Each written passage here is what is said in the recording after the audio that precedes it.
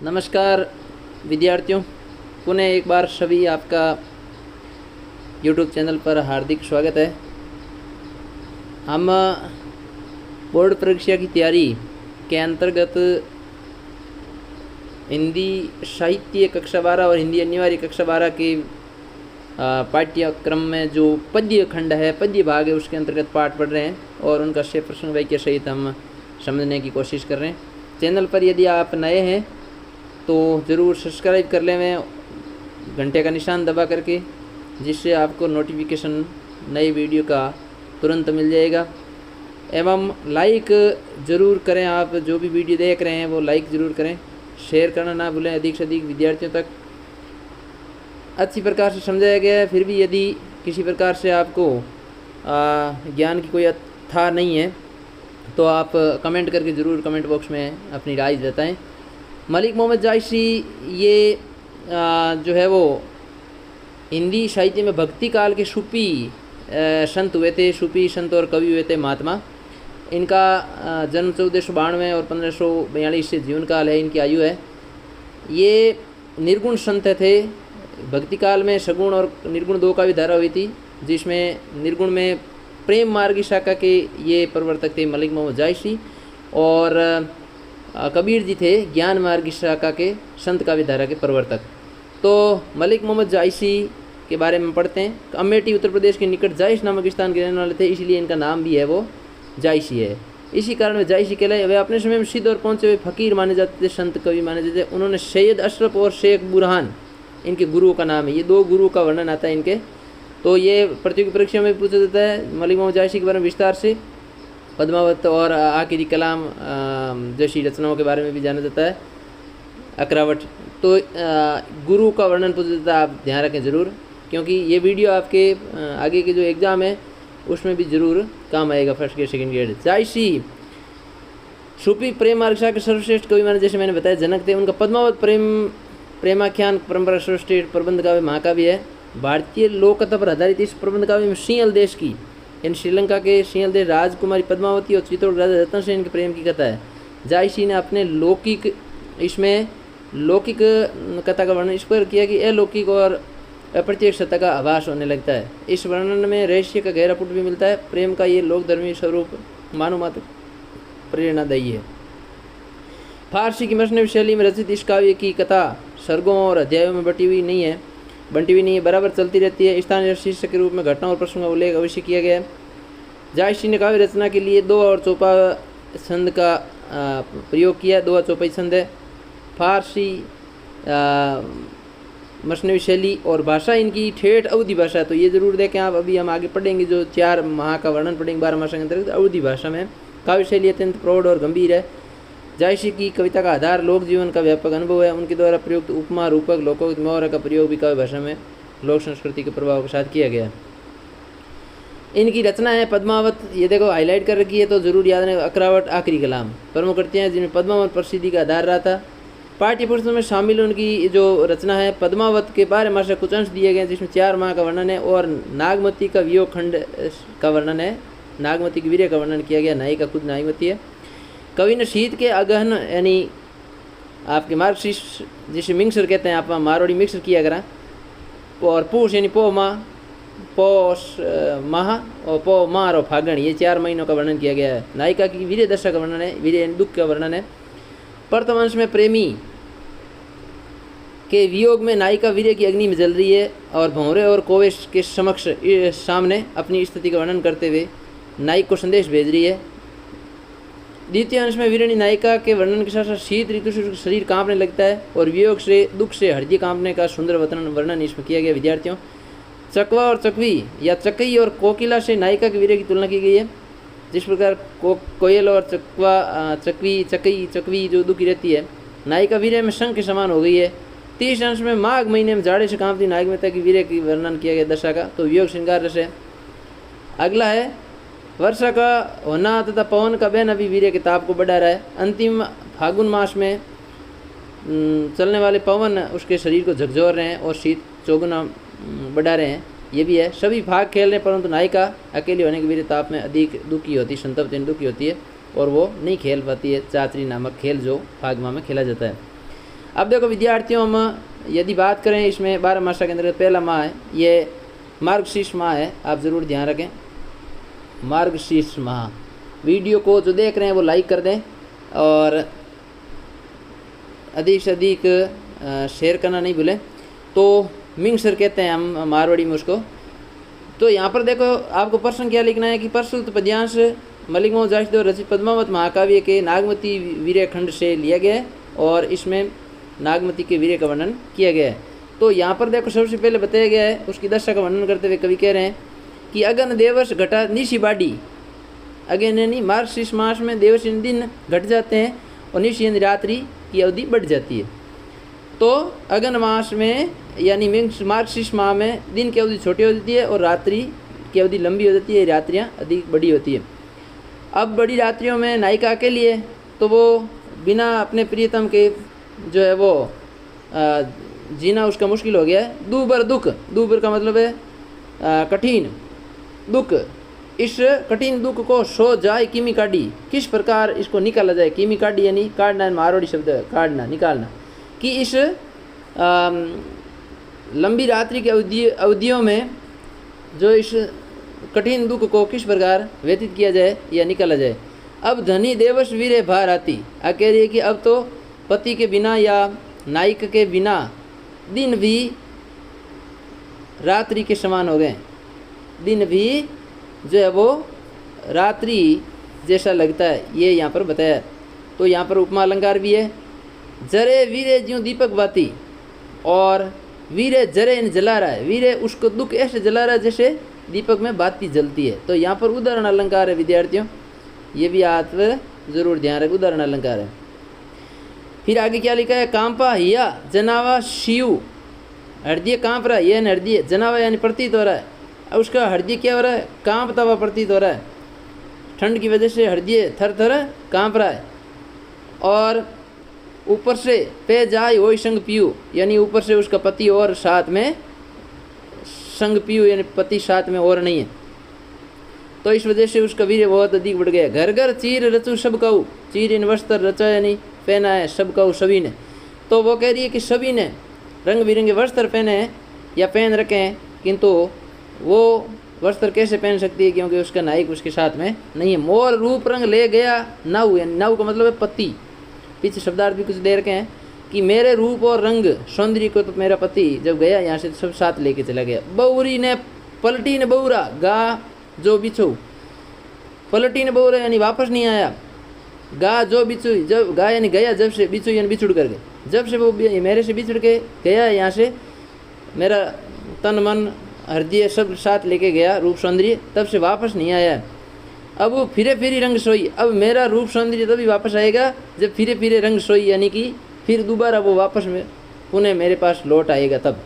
फिर आगे क्या कह रही है, तो मैं बता दूं विद्यार्थियों, इसमें दो ये हम चौपाई पढ़ रहे हैं, नीचे ये देखो दो दे रखे, ए भंवरा एक आग। तो ये है काव्य महत्वपूर्ण में काव्य सौंदर्य के अंतर्गत भी। तो वियोग श्रृंगार रस है, तो श्रृंगार रस के दो भाग हैं, वियोग और श्रृंगार रस, वियोग और संयोग, जिसमें वियोग में प्रेमी प्रेमी जुदा होते हैं, संयोग में प्रेमी प्रेमिका दोनों साथ होते हैं। तो इसमें देखो आपके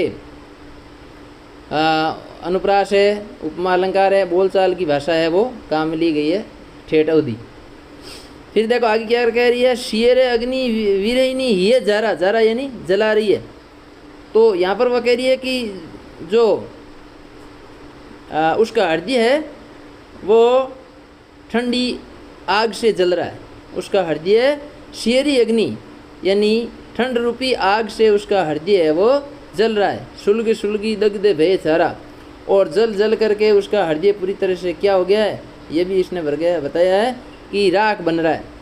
सुलगी सुलगी यानी सुलग सुलग करके दग्धे, सुलग सुलग करके और जल करके भय यानी हो गया छारा यानी आपके राख, जल जल करके हृदय राख के समान होता जा रहा है। ये दुख दग्ध ने जाने कंतु, दुख दग्ध दुख में जलना, दुख दग्ध का दग्ध मतलब जलना है, ने जाने कंतु यानी पति, कि इस प्रकार में दुख में जलना, वीर्य में तड़पना, और जो वीर्य का दुख दर्द है पीड़ा है वो मेरा पति क्या जाने, पति नहीं जान रहा है। जो बन जन्म करे भस्मंतु, और फिर बाद में वो कह रही है कि इस प्रकार इस वीर्य की अग्नि में जिस तरीके से मैं तड़प रही हूँ, वो मेरे पति मेरी इस दशा को हाल जो है मेरे को वह समझ नहीं पा रहा है।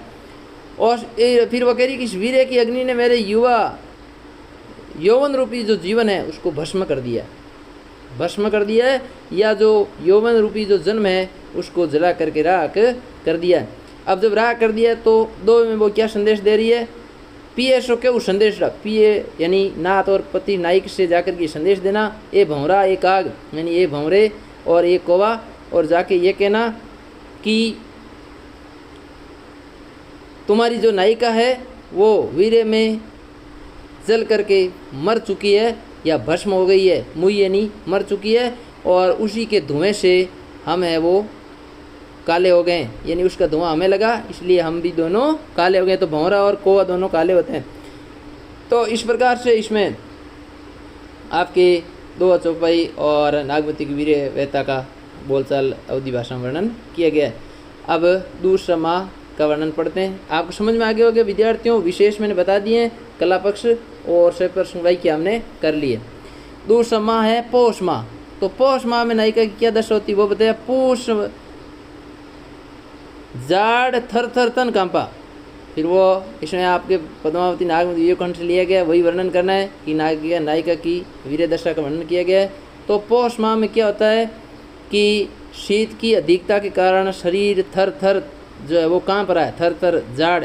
पौष माह जाड़ यानी जाड़ा, सर्दी, ठंड के कारण शरीर तन जो है वो थर थर कांप रहा है। सूरज जड़ाई और जड़ाई यानी जाड़े के कारण, सूरज भी जाड़े के डर के कारण लंक दिशी तापा, दक्षिण दिशा में जाकर के तप रहा है या ताप दे रहा है या तपने लगा है कि सूरज भी ठंड के डर के सर्दी के कारण जाड़े के कारण डर करके दक्षिण दिशा में भाग गया और वहाँ तपने लगा है, क्योंकि जाड़ा जो ठंड सूर्य की गर्मी से दूर होता है।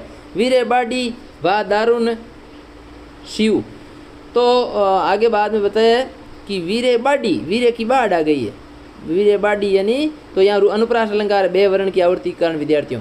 तो वीरे बाडी यानी वीरे की एक तरीके से वो नायिका के लिए बाढ़ जैसी स्थिति आ गई है, और सर्दी अत्यधिक आने के कारण दारुण यानी भयंकर शिव, दारुण यानी भयंकर, शिव यानी सर्दी हो गई है। और इस वीर्य की बाढ़ को या अत्यधिक सर्दी को उसके लिए सहन करना क्या हो गया है, भयंकर कठिन हो गया है, यानी वो सर्दी उसके लिए सहन नहीं होगी, सहन नहीं कर पा रही है। कंपी कंपी, तो पुनरुक्ति प्रकाश अलंकार इसमें देखो, कंपी कंपी कंपी कंपी मरो लही हरि जीव। तो वो कह रही है कि शीत की सर्दी की ऋतु के कारण कांप करके क्या हो रही है उसकी स्थिति, कांप करके पूरी तरह से मरने की स्थिति पर हो गई है, मरने की स्थिति आ गई है, यानी कि वो मरी जा रही है। तो कांप करके मरो लही हरि जीव, यानी कि कांप करके पूरी तरह से वो मरने की स्थिति पर पहुंच गई है। तो ये भी आपके कंत कहाँ हो लागो ये रे। फिर वो पति कह रही कि तुम कहाँ हो, कंत पति तुम कहाँ हो, लागो ये रे, आकर के मेरे हृदय से लग जाओ, गले लग जाओ। पंथ अपार सूझ नहीं नीरे, और रास्ता बहुत कह रही है कि वो लंबा है, अपार जिसको पार नहीं है, रास्ता नज़र नहीं आ रहा है, तुम कहीं नज़दीक दिखाई, नियर यानी नज़दीक दिखाई, सूझ यानी नहीं रहे हो, सूझ यानी दिखाई नहीं दे रहे हो, और तुम बहुत लंबा चौड़ा रास्ता है उसमें कहीं नज़र नहीं आ रहे हो। आगे देखो, शोर सपुति अनुप्रास अलंकार। शोर यानी रजई, सपुति यानी हल्की आवे जुड़ी। वो कह रही है कि कहने करती है कि उसने रजई ओढ़ी है फिर भी उसमें से जाड़ा आ रहा है, यानी सर्दी रजई के अंदर से आ रही है, रजई ओढ़ने के बाद भी उसको जाड़ा लग रहा है। जानू सेज हिंसल बाड़ी, जानू जनू मानो मनु मानो, ये उत्प्रेक्ष अलंकार है। देखो यहाँ पर जानू सेज हिंसल बूढ़ी, तो वो कह रही है कि जो सेज है वो ऐसा लग रहा है मानो बर्फ में डूब गई हो। बूढ़ी का मतलब डूब गई, हिंसल यानी बर्फ में, सेज यानी सोने का जो पलंग वगैरह होता है वो, कि बर्फ सेज जो है, सेज है वो मानो ऐसे लग रही जैसे बर्फ में डूब चुकी है। आगे वो कह रही है चक्कई निशी बिचुड़े दिन मिली। चक्कई जो चकवी होती है चकवा चकवी रात्रि में मिल नहीं सकते, सूर्य उदय होने पर वापस मिल जाते हैं। तो चकवी निशी यानी कि जो चकवी है वो निशी बिछड़ी, रात्रि में बिछुड़ती है, दिन मिला दिन में वापस मिल जाती है। लेकिन नायिका कह रही है कि चकवी तो रात्रि में तो बिछुड़ती है, दिन में तो मिलती तो सही है, मिलती तो है, मैं तो न रात में मिल पा रही हूँ न दिन में मिल पा रही हूँ, हो ही निशी बासर वीरे कोकिला। और उसके लिए तो वो कह रही है कि मैं तो कोयल की तरह, है ना, स्पीयर रात और दिन, कोयल की दिन, निशी और वासर, वासर यानी दिन, बासर यानी दिन और निशी यानी रात्रि, हो निशी वासर वीरे, कि मेरे लिए तो रात और दिन वीरे में ही बीतते हैं और मैं कोयल की तरह रात और दिन इस वीरे में कूकती रहती हूँ, पीऊ पीऊ करती रहती हूँ। फिर कहती रहनी अकेली साथ नहीं सकी, रात में मैं रहनी रात्रि, रात्रि में मैं अकेली हूँ, साथ नहीं है मेरे कोई, साथ सखी वगैरह कोई नहीं है, सखियाँ मेरे साथ नहीं है। कैसे जीऊँ बिचोई पंखी, कैसे जी सकती हूँ मैं बिछड़े हुए पंखी यानी पक्षी की तरह। तो जैसे पक्षियों का एक समूह होता है और उसके पक्षियों के समूह में से एक पक्षी यदि बिछुड़ जाए तो उसके लिए जीना दूभर हो जाता है, अकेला जी नहीं पाता। वैसी स्थिति यहाँ पर इस वीरे में जो है वो नायिका नागमती की है कि वो बिछुड़ चुकी है, अकेली है, वो बिछुड़े हुए पक्षी की भांति जी नहीं पा रही है। वीरे सचान, उसका वीरे बाज पक्षी की तरह हो गया है, जो क्या कह रहे हैं, भव्य नहीं हो गया, तन चांडा, जो शरीर को प्रचंड तरीके से खा रहा है, बुरी तरह से शरीर को नष्ट कर रहा है, यानी शरीर का भोजन बना रहा है चांडा। जियत खाई, तो बाज पक्षी जिंदा ही खा जाता है, मुँह नहीं छोड़ा, मरने पर तो छोड़ता ही नहीं है। और अगले पद में रक्त डरा मांस गरा, शरीर का पूरा रक्त खत्म हो गया है, मांस गल गया है। और विद्यार्थियों हाड़ भे सब संग, तो उपमा अलंकार देखो, हड्डियाँ हैं वो संग के समान बताई गई, हाड़ भे सब संग, हाड़ यानी हड्डियाँ, हड्डियाँ सब संग के समान हो गई है, सफ़ेद। और बाद में कह रही है धनी सारस हो ररी मुई, और वो बाद में कह रही है कि मैं तो यानी नायिका जो नागमती है वो सारस पक्षी की तरह मर मर करके, चीख चीख करके मर रही है, ररी यानी चीख चीख करके या रट रट करके, पति पति रट रट करके, नायक नायक को रट रट करके, मुई यानी मर रही है वीरे में सारस पक्षी की तरह। और बाद में कहती है तुम आओ, तुम ही आना फिर मेरे पास, और नायिका के केवल पंखों को समेटना या मेरे जो राग है उसको इकट्ठा करना, एकत्रित करना। ऐसी यहाँ 2 पदों में किया गया वर्णन। अभी सभी पद विद्यार्थियों आपके समझ में नहीं आएंगे, 2 पदों का हम कल अंतिम जो वीडियो आएगा उसमें जायसी का अध्याय पूरा करते हैं। मिलते हैं अगले वीडियो में। जो भी देख रहे हैं चैनल को नए हैं सब्सक्राइब ज़रूर करें और कमेंट बॉक्स में राय अपनी ज़रूर दें, अधिक से अधिक विद्यार्थियों को इसको पहुँचाएँ। मिलते हैं कल अगले वीडियो के साथ, तब तक के लिए जय हिंद जय भारत, थैंक यू।